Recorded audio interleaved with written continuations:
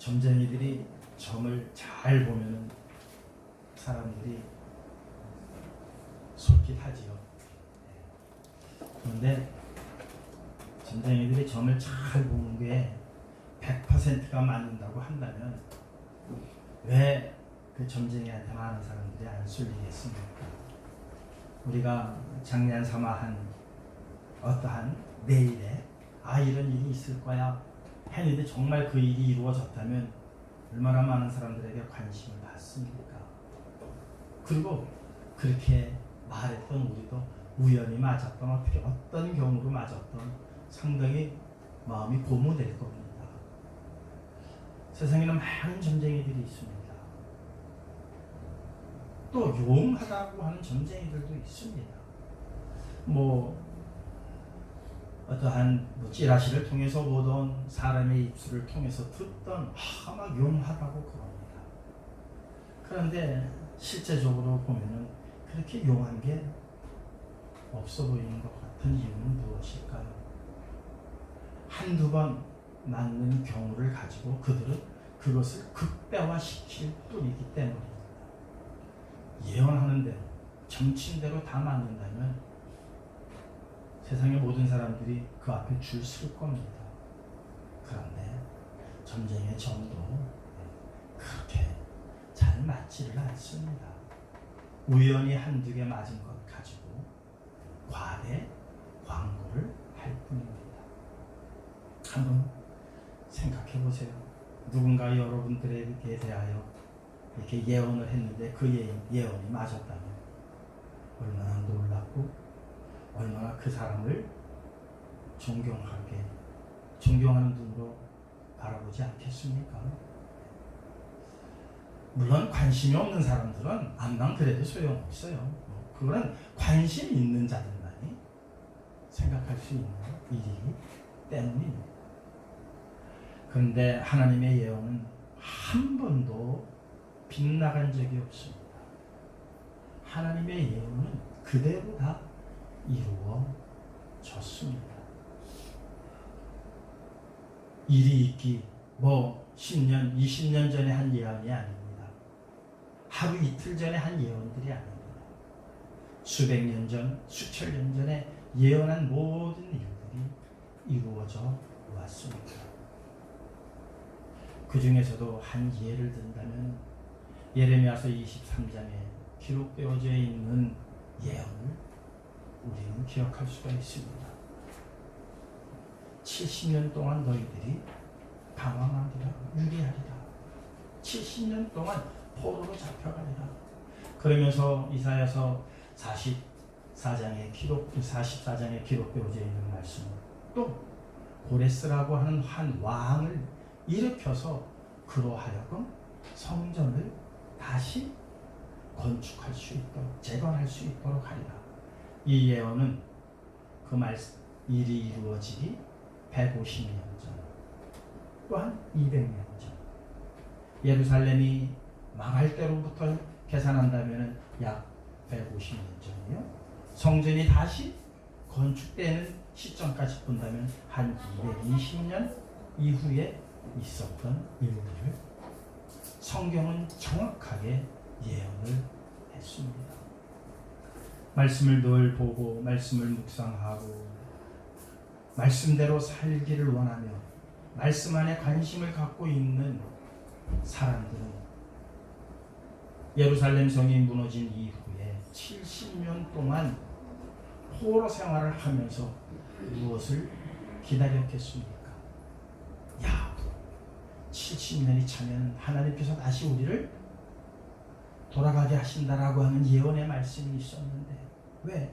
예루살렘이 무너질 것에 대해서도 다 예언을 해놨거든요. 신명기에도 예언을 해놨고요. 민수기에도 예언을 해놨고요. 모세가 다 예언을 해놓은 말씀입니다. 그 말씀에 사로잡혔고 그 말씀에 의지해서 사는 사람들은 자기네가 지금 처한 현실을 말씀에 비교하면 당연한 결과로 받아들이게 될 것이고, 그리고 그들이 기다리는 것은 무엇을 기다리겠습니까? 빨리 70년이 차기를 기다릴 것 아닙니까?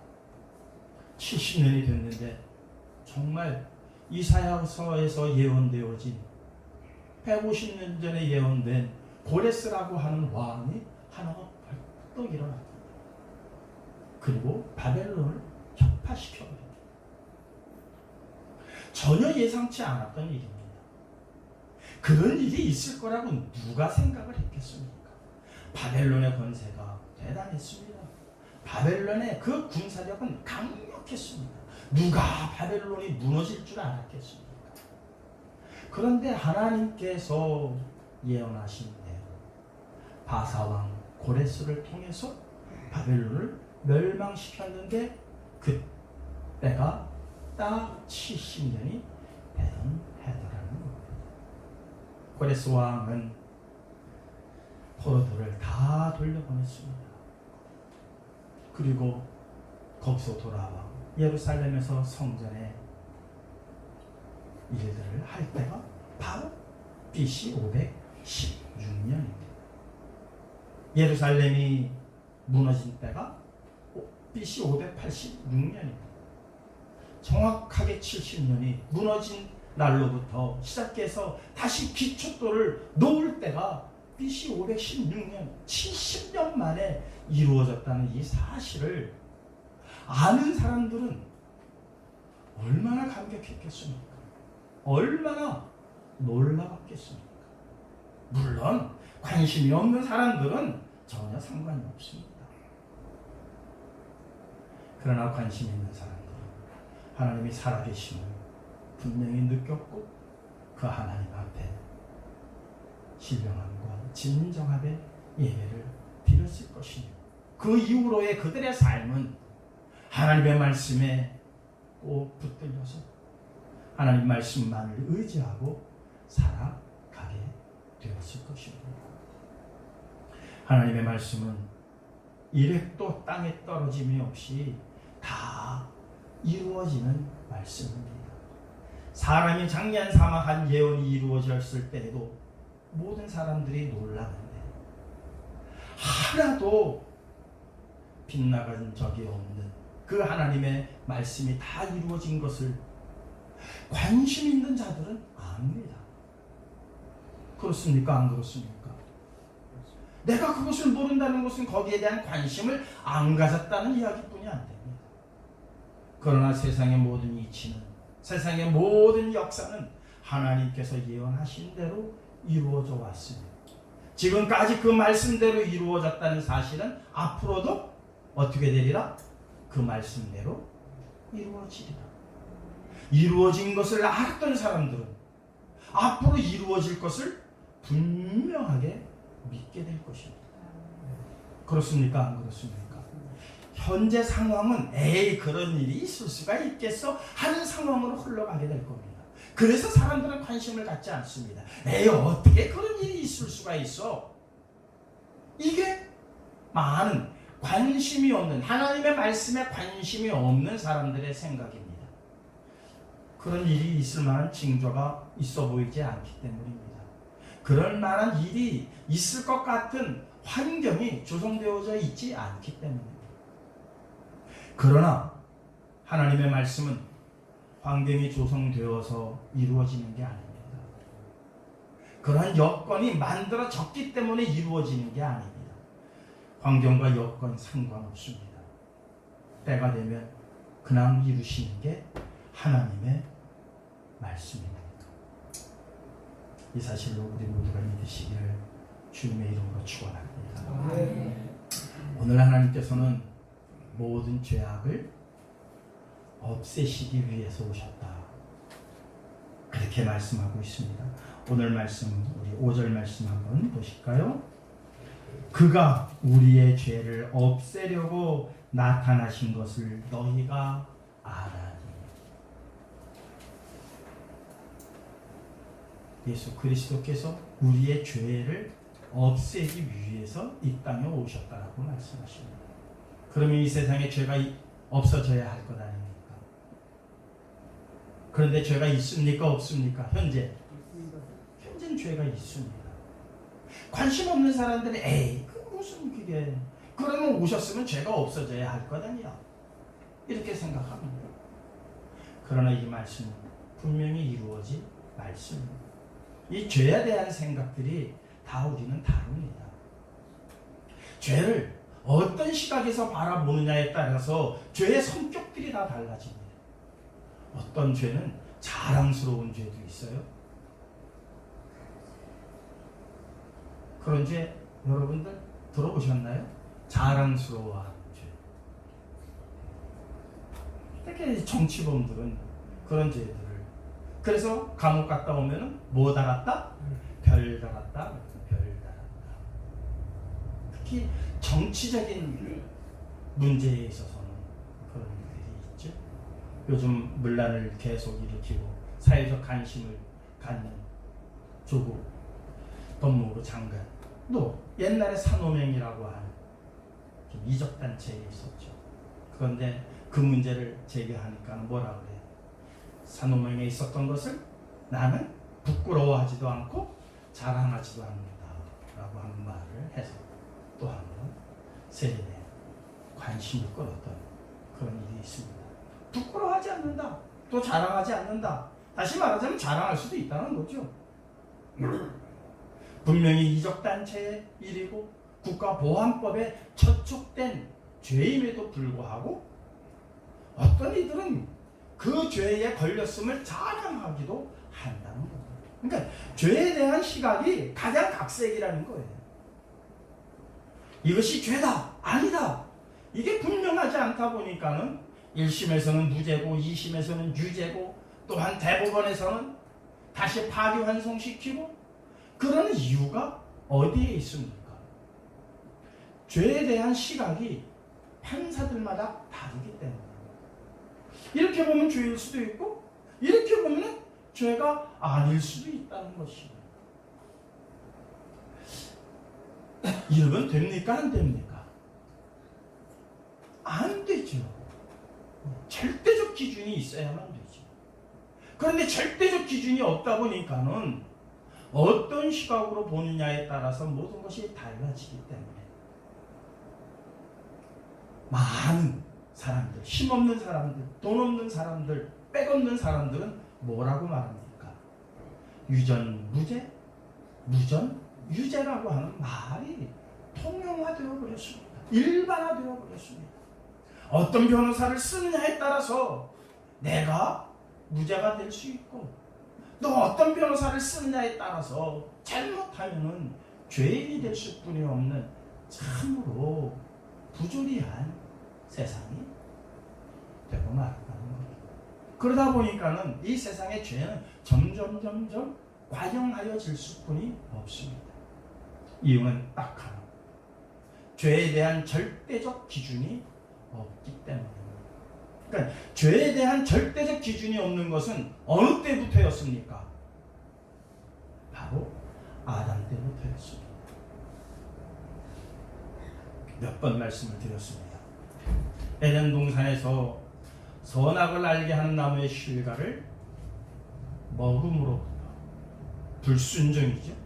하나님께서 먹지 말라고 하는 선악을 알게 하는 나무의 실과를 먹음으로, 불순종함으로 죄가 들어왔는데, 불순종으로 인해서 무엇이 들어왔느냐?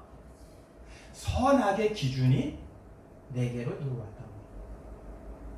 이 기준이 정확하게 밖에 있어야 되는데 이 기준이 내 안으로 들어오다 보니까 또 다른 사람에게도 그 선악의 기준이 정해지다 보니까 기준들이 다 제각기가 되어버리고 말았습니다. 그것이 선악의 실과를 따먹은 것에 대한 결과였습니다. 선악에 대한 기준은 누구에게만 있어야 되느냐? 하나님에게만 있어야 됩니다. 그랬을 때 하나님께서 분명하게 기준을 정해줄 것 아닙니까? 이래서 너는 잘했고 이래서 너는 잘못했고 라고 하는 분명한 기준이 있어야 되는데 기준이 다 각자에게 가버렸습니다. 판사들도 다릅니다. 검사들도 다릅니다. 변호사들도 다릅니다. 진영에 따라서 다 다릅니다. 그러다 보니까는 누구는 감옥에 가도 자랑스러워합니다. 이 정도는 별이다. 이것만 마치고 나가면은 나를 지지하는 세력으로부터 내가 큰 힘을 받아서 어떠한 정치적으로 뭔가를 꿈꿀 수 있는 하나의 디딤돌로 생각하는 일들이 그동안 우리 사회에서 얼마나 비일비재하게 많이 일어났습니까? 어디서부터입니까? 선악의 실과를 먹음으로부터입니다. 그것이 불순종이었습니다. 이러한 일들이 우리 사회에 지금까지 또 만연하고, 그래서 죄라는 것이 없어질래야 없어지지 않습니다. 기준이 분명하면 잘못된 사람들은 계속 처벌해 나가면 됩니다. 거기에 대한 합당한 벌을 내리면 됩니다. 그러면 다시는 그러한 죄가 유발되지 않을 겁니다. 그러나 처벌을 받는 사람도 불만족스러워합니다. 이것은 잘못된 판결이라고 주장합니다. 그러다 보니까는 죄라고 하는 것이 사그러들래야 사그러들지를 않습니다. 사회마다 다릅니다. 문화마다 다릅니다. 우리가 정한 모든 법들이 다 전 세계가 일치하지 않습니다. 어느 나라에서는 통용이 되고 어느 나라에서는 통용이 안 됩니다. 어떤 환경에서는 통용이 되고 어떤 환경에서는 통용이 안 됩니다.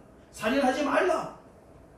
이것 이상 분명한 잣대가 어디 있습니까? 아닙니다. 전쟁 시에는 그런 것이 소용이 없습니다. 상황이 어떻게 변하느냐에 따라서 살인도 용납되어질 뿐이 없는 게 우리 인류 역사 아니었습니까?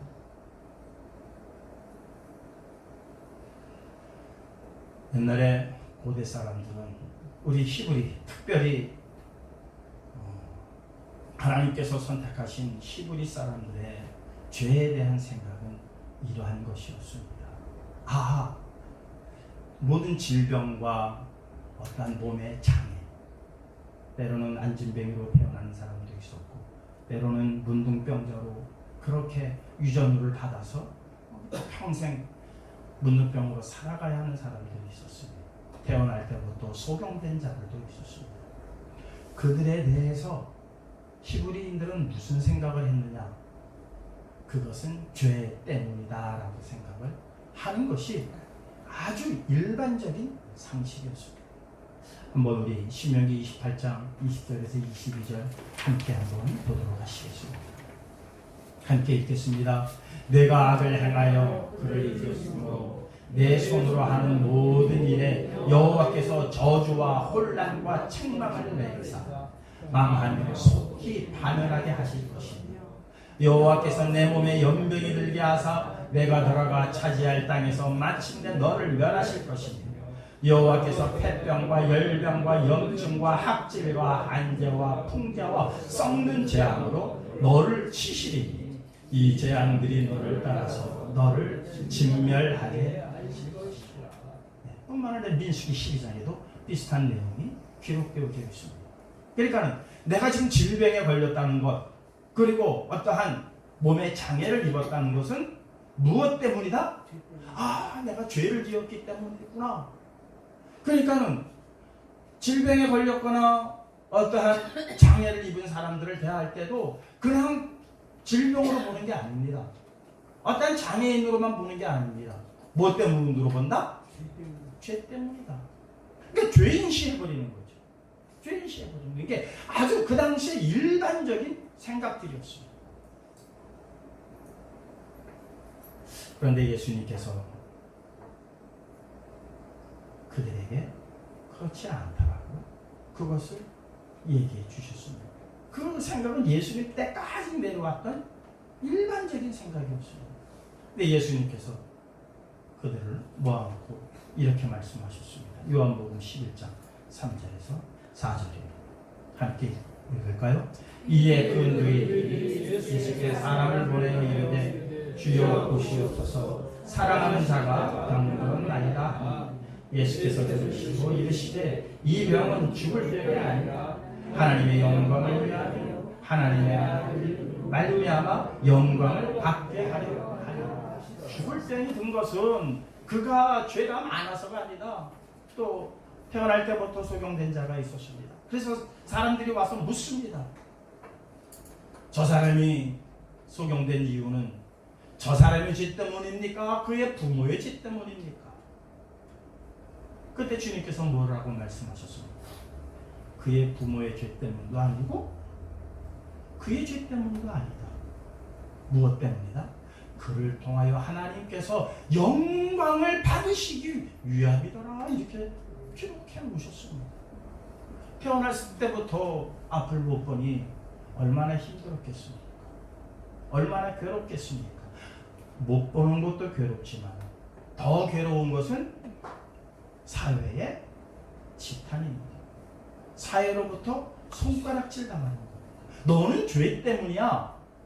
네 부모가 죄를 졌기 때문에 또한, 그러니까 태어나면서부터 그랬으니 이 아이는 죄도 없는데 그러면 도대체 왜 그랬습니까? 부모의 죄 때문이 아니겠느냐? 보통 그렇게 생각을 합니다. 부모의 죄로 인해서 그렇게 됐다라고 하는 사회적 지탄이 아마 이들을 살아가는데 더 힘들고 어렵게 했을 것입니다. 그런데 주님께서는 뭐라고 말씀하십니까? 하나님의 영광을 나타내기 위함이다. 전혀 다른 차원으로 말씀하고 있습니다. 사도 바울은 뭐라고 말합니까? 내가 받은 은혜가 너무 크므로 하나님께서 내가 자고하지 않게 하시기 위해서 내 육체에 3가지 가시를 두셨다. 고린도후서 12장 7절입니다. 함께 읽겠습니다. 여러 계시를 받은 것이 지극히 크므로 너무 자만하지 않게 하시려고 내 육체에 가시 곧 사단의 사자를 주셨으니 이는 나를 쳐서 너무 자만하지 않게 하려 하시니라. 그러면서 이것을 얻게 해달라고 하나님 앞에 얼마나 힘들어요. 그 자매가 복음을 전하는데 너무 방해가 돼서 하나님께 기도를 드렸습니다. 그랬더니 하나님께서 뭐라고 말씀하시는가? 내 은혜가 내게 족하다. 죄 때문이 아니라는 거예요. 오히려 그것은 내가 내게 주는 선물이라는 거예요. 은혜의 선물이라는 거예요. 그러니까 그 당시 히브리 사람들이 생각하고 오던 그 문화와 전혀 배치돼 버리는 겁니다. 그러니 사람들에게는 얼마나 큰 충격이었겠습니까? 저것은 분명히 죄 때문이어야 되는데 그것을 은혜라고 얘기하시는 그 주님의 말 앞에 모두가 놀랐을 것이고 엄청난 큰 충격을 받았을 거라는 사실입니다. 이렇게 하나의 죄를 가지고도 주님이 보시는 것과 그 당시 사람들이 생각하는 모든 것들이 달랐습니다. 그래서 로마서는 뭐라고 분명하게 우리에게 일러주고 있는가 한번 함께 읽도록 하시겠습니다. 로마서 5장 12절. 죄의 결과는 사망이다. 그것은 무엇을 얘기하고 있습니까? 죄라고 하는 것은 어차피 죽을 수뿐이 없는 것으로서 성경은 분명하게 우리에게 말씀해 주고 있습니다. 그런데 요한계시록을 통해서 요한은 무엇을 말씀하고 있느냐? 죽음이 없는 것, 아픔이 없는 것, 그러한 나라를 하나님께서 만드실 것을 약속하신 것을 우리는 요한계시록 21장 4절을 통해서 알 수가 있습니다. 함께 읽으실까요? 모든 눈물을 그 눈에서 닦아주시니 다시는 사망이 없고 애통하는 것이나 곡하는 것이나 아픈 것이 다시 있지 아니하니 처음 것들이 다 지나갔음이로라. 사랑하는 여러분, 아픈 것이나 죽음이 없다고 한다는 것, 죽음은 무엇 때문에 시작되었다고요? 죄 때문에. 죄의 삭은 사망이라고 그랬어요. 그러니까 우리가 죽는 이유는 다른 이유가 아니에요. 원인이 뭐다? 죄 때문에 우리가 죽는 거예요. 근데 하나님께서 요한을 통해서 계시를 보여주신 아름다운 나라가 있는데 그곳에는 죽음이 없다는 거예요. 아픔이 없다는 거예요. 곡하는 일이 없다는 거예요. 그 나라를 만드시기 위해서는 그러면은 무엇을 먼저 행하셔야 되겠습니까? 죽음의 원인인 죄를 제거해야죠. 그러니까 죽음이 없는 곳을 만드시기 위해서는 죽음의 원인인 죄만 없애버리면 우리는 다시 에덴 동산에서 처음에 아담과 하와에게 허락하셨던 그 죽음이 없는 나라를 영유할 수가 있게 되어진다는 사실이죠. 그래서 오늘 본문은 죄를 없애기 위해서 그가 오셨다라고 하는 것을 너희가 지금 믿고 있지 아니하냐. 우리가 믿는 것은 무엇을 믿어야 됩니까? 우리가 영원한 나라, 죽음이 없는 나라, 사망이 없는 나라, 그 나라를 소망 삼고 있다는 것은 결국 우리에게 있는 이 죄를 없애기 위해서 이 땅에 오신 예수 그리스도를 믿는다는 겁니다. 그렇습니까? 그렇지 않습니까? 당연한 결과 아니겠습니까? 그런데 죄가, 그러면 죄를 없애기 위해서는 죄가 들어온 경위를 우리가 봐야 될 것 아닙니까? 죄가 어떻게 해서 들어왔는지, 그러면 그 죄는 어떠한 방법으로 사고가 생기고 어떤 문제가 일어나면, 그리고 우리가 병이 걸리게 되어지면 의사가 진단을 합니다. 정확한 진단이 있어야 정확한 처방이 이루어질 수가 있습니다. 진단이 잘못되면 처방이 잘못되어지고, 잘못된 처방을 따르게 되어지면 더 몸이 망가질 수뿐이 없습니다. 그 병은 더 깊어질 수뿐이 없습니다. 죄를 없애기 위해서는 죄가 어떠한 경로로 들어왔는가를 우리가 정확하게 알아야 합니다. 창세기 3장 22절, 로마서 5장 12절입니다. 함께 읽겠습니다. 그러므로 한 사람으로 말미암아 죄가 세상에 들어오고 죄로 말미암아 사망이 들어왔나니 이와 같이 모든 사람이 죄를 지었으므로 사망이 모든 사람에게 이르렀느니라. 로마서는요, 죄가 들어온 게 어떻게 해서 들어왔느냐? 아담 때문에 들어왔다는 겁니다. 그러니까 창세기 3장 22절에 근거해서 한 사람으로 말미암아 죄가 세상에 들어왔다. 죄로 말미암아 죄만 들어온 게 아니라 사망까지 또 들어왔다. 이와 같이 모든 사람이 죄를 지었으므로, 한 사람도 빠짐없이 죄를 지었으므로 모든 사람이 사망할 수뿐이 없다라고 하는 것이 로마서 5장 12절의 말씀입니다. 창세기 3장 22절 함께 읽겠습니다. 여호와 하나님이 이르시되 보라, 이 사람이 선악을 아는 일에 우리 중 하나같이 되었으니 그가 그의 손을 들어 생명나무 열매도 따먹고 영생할까 하노라 하시고, 죄가 들어온 그 시점을 보시고 하나님께서 하신 말씀입니다. 보라, 저들이 선악을 알게 하는 나무의 실과를 먹고 선악을 아는 일에 우리와 같이 되었다. 어떻게 보면 선악을 알아야 될 것 아닙니까? 선악을 알지도 못하면 그게 되겠습니까? 반문하는 사람들이 많이 있습니다. 하나님을 알지 못하고, 비기독교인들은 이 부분을 가지고 많이 시비를 겁니다. 야, 선악을 아는 게 뭐가 잘못됐어? 선악을 알아야 될 것 아니야? 기독교인들 가운데서도 그 생각에 동조하는 사람들이 있습니다. 그런데 이 부분을 잘못 오해하고 있기 때문에 선악의 기준이 우리에게 들어왔다는 겁니다. 선악의 기준이. 선악의 기준은 밖에 객관적으로 절대적으로 하나여야 되는데, 선악의 기준이 내게 들어오다 보니까 그 기준이 각 사람에게, 서두에 말씀드린 대로 각 사람에게 기준이 정해지다 보니까 내가 좋은 일은 죄가 아니고 내가 싫어하는 일은 죄가 되어버리고, 내가 싫어하는 사람들이 하는 일은 죄고 내가 좋아하는 사람들은 뭐 그 정도쯤이야. 지금 딱 갈려있는 오늘 우리 현실을 보고 있지 않습니까? 거의 반반으로 갈려져 있습니다. 뭘 해도 미운 사람이 있는가 하면 뭘 해도 좋다고 하는 사람이 있다는 겁니다. 이거 얼마나 놀라운 현실입니까? 무엇 때문에 그렇습니까? 기준이 내 안에 있기 때문에.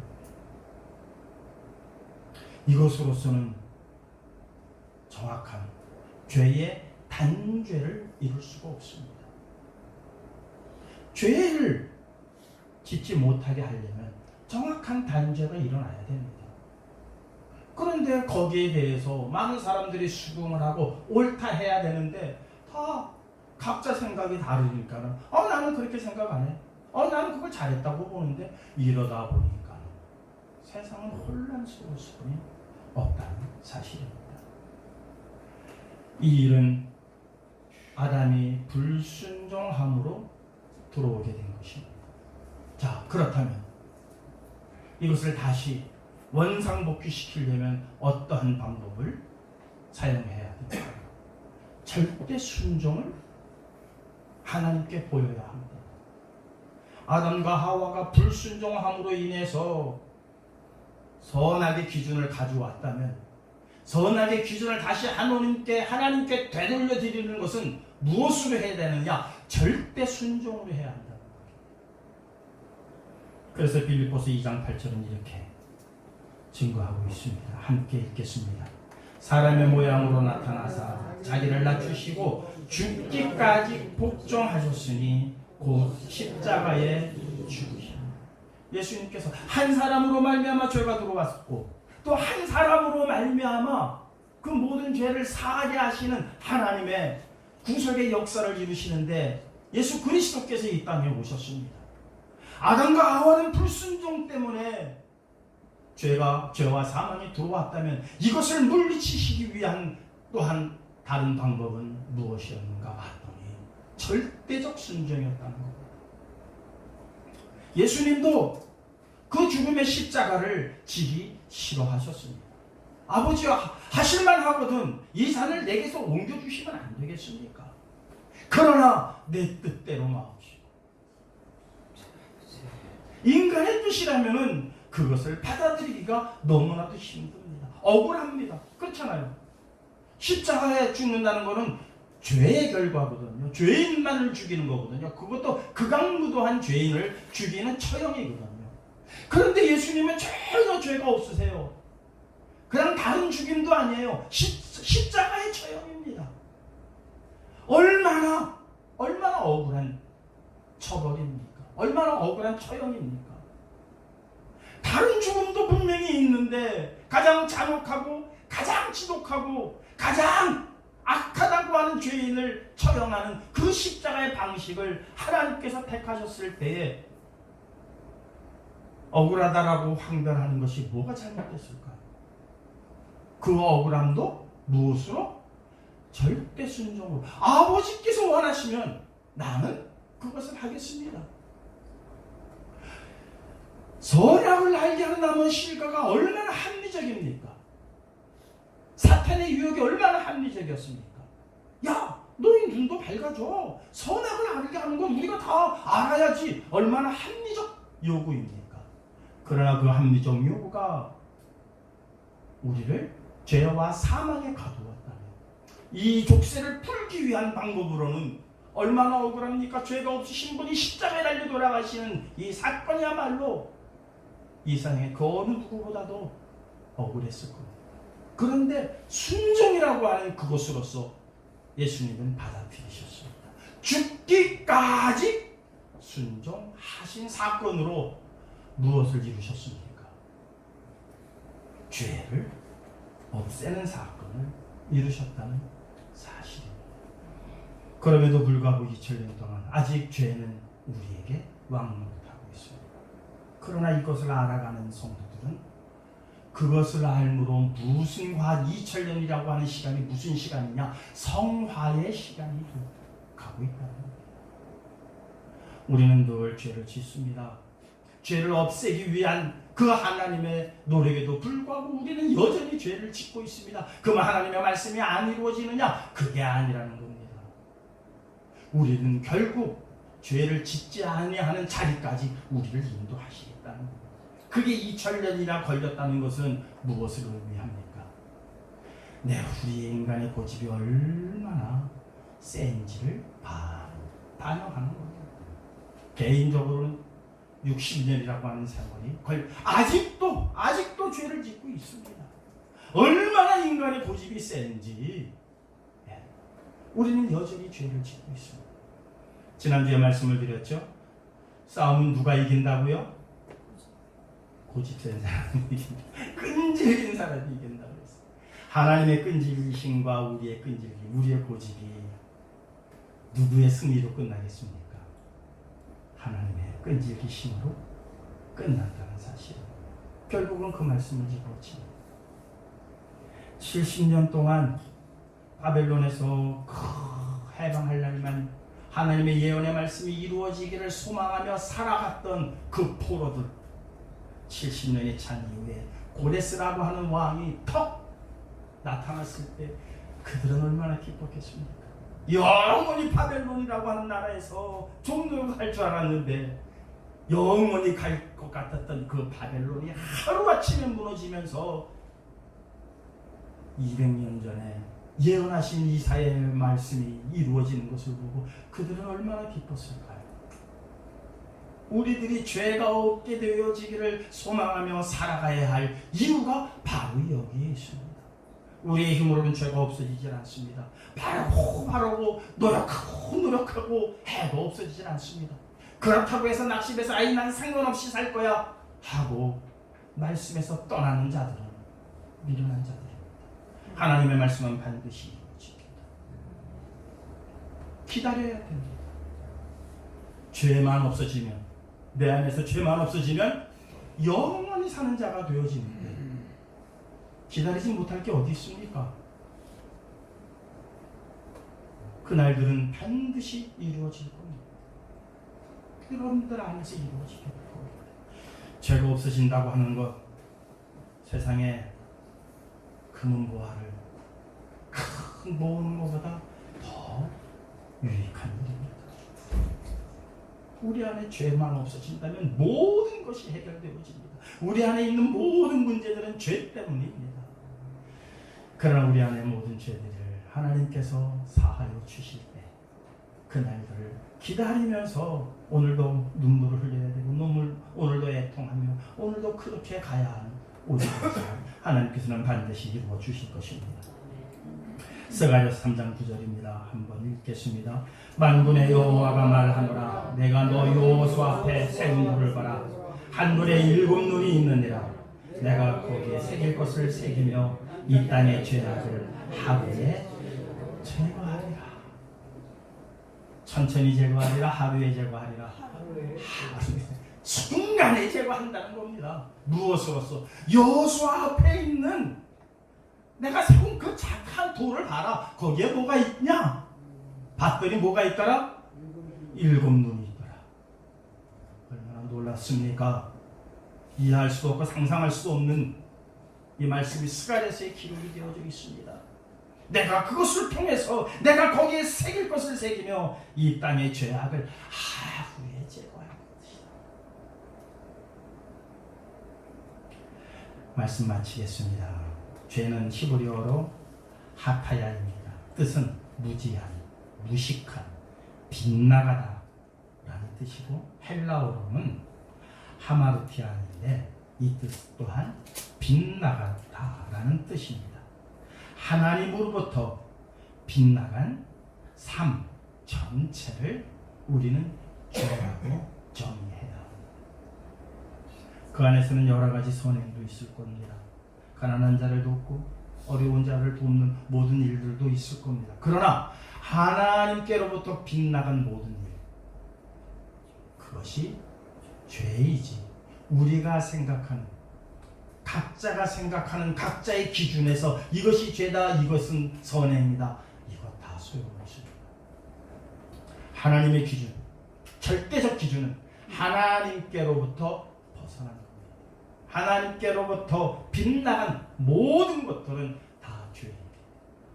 그것을 돌려놓는 작업이 바로 예수 그리스도께서 이 땅에 오셔서 절대 순종으로 십자가에 달려 돌아가신 이 사건인 것 같고, 우리 모두가 다 함께 정말 영원하신 그 하나님 안에 기뻐하고 감사하고 기다리고 감격할 준비들 하시면서 살아가실 수 있는 저와 여러분들 되시기를 주님의 이름으로 축원합니다.